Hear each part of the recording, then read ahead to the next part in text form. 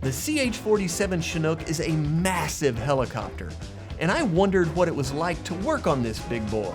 So I called in some experts. So continuing our journey into Vietnam helicopters and the really cool stories that surround them, I've got two more amazing people, Dave Waggoner and Jerry Sousa. Guys, thank y'all so much for being here today. Again, our pleasure. Yeah, we really appreciate it. We Jerry, don't have to eat sea rations, do we? no, oh God, no. Not unless you want to, and No, I think I thanks. know the answer to that. Jerry, tell us a little bit about what your job entailed. My job entailed I was with line maintenance, so I worked nights. So our helicopters would fly all day. They'd come back in every 25 hours. We have an inspection due. So we'd spend all night inspecting, changing filters, getting the choppers ready for the next day's flight. We'd push them out of the revetments in the morning and they'd fly off. We'd get some sleep and repeat the next day. We did that 7 days a week. Wow. Now, Dave, you're completely different. We were the customers. Okay. We were on the ground expecting that they would bring us all the goodies that they'd bring us water, they'd bring us ice, they'd bring us replacement people. Big thing that they brought us, the mail every day. Oh, yeah. That was important. really, really important. So if you were in the base camp and you saw the Chinook coming, get a smile on your face because you knew they were getting mail. That's awesome. Now, Jerry, earlier we were talking, one of the things you keep referring to is the hook. And you said that you would fly with these guys every once in a while and you would help operate the hook for sling loading. Let's get in there and pop that hatch and see what you saw when you were doing whatever you were doing. Sounds good. Oof. Ooh, love that smell.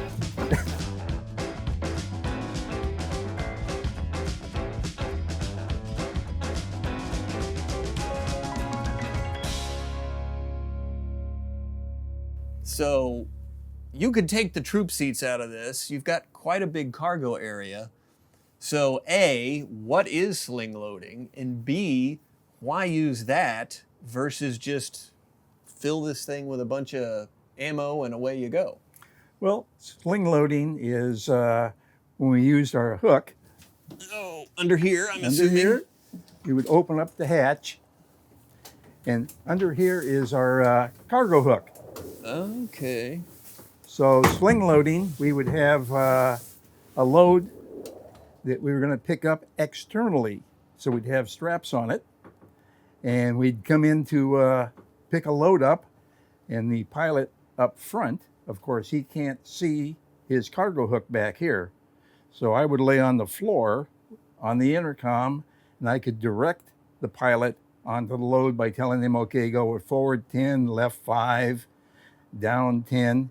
And then once we got the load, we'd start lifting. I'd tell him the straps are coming tight.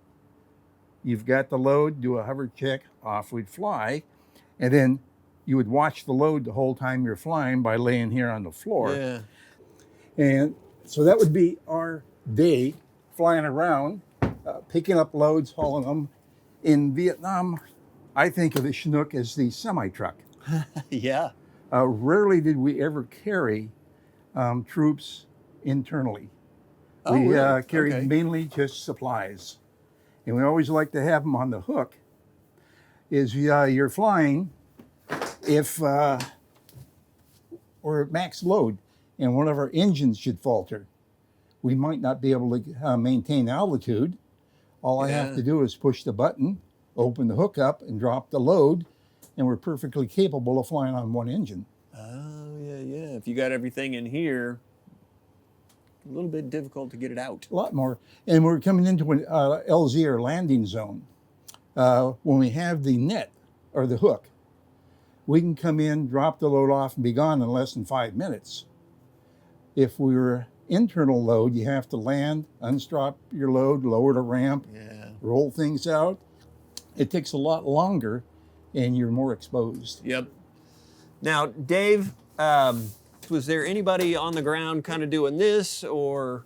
We had a guy that would actually work the hook by actually hooking the load at the bottom, and then Jerry would do his thing to get him to pull it up.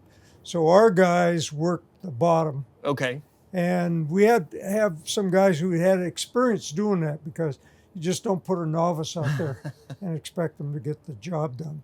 But like Jerry said, his job was operating the semi-truck. For us, it was a bus.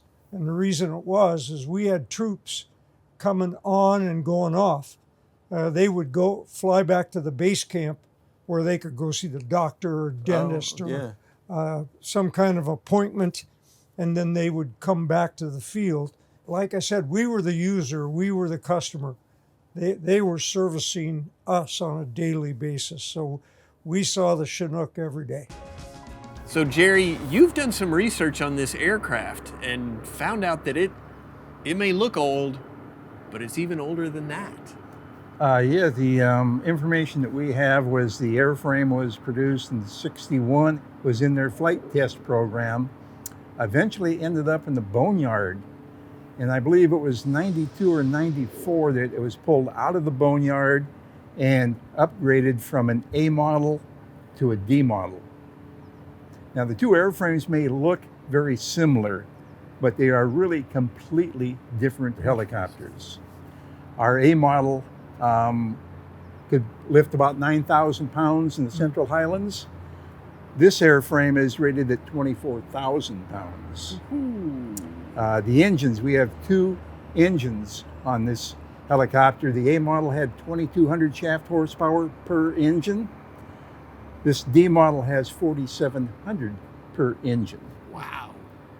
The blades are completely different. Of course, the airframe has been beefed up to carry the extra weight. So although it looks like my A model Chinook, it is really a completely different bird. Wow. This is not your grandfather's Chinook. And the nose arch you see here, my old lady, as far as the Army tells us, it was the only authorized nose art in the Army inventory. Interesting. Well, gentlemen, is there anything else that we need to know about this rather historic and very cool aircraft? Well, I'd say one thing we haven't talked about is the third engine. Okay, We talked about the two, but if you look back here, you'll see we have it plugged right now. Oh. But that's our auxiliary power unit. Okay. So APU. on the ground as a maintenance crew, we can run all the hydraulic systems, we can run all the flight controls. It's a small gas turbine. Okay. Oh, wow, a turbine. A gas turbine. Wow, you are fancy. That is really cool. Well, gentlemen, thank you all so much for spending your time with us. If you've got questions or comments, please get them to us, because I probably won't answer them.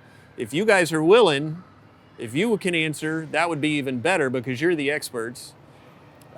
So please let us know. Facebook, Instagram, we're on all the social media channels. So thanks for tuning in, and continue to tune in, because you never know what we're going to do next.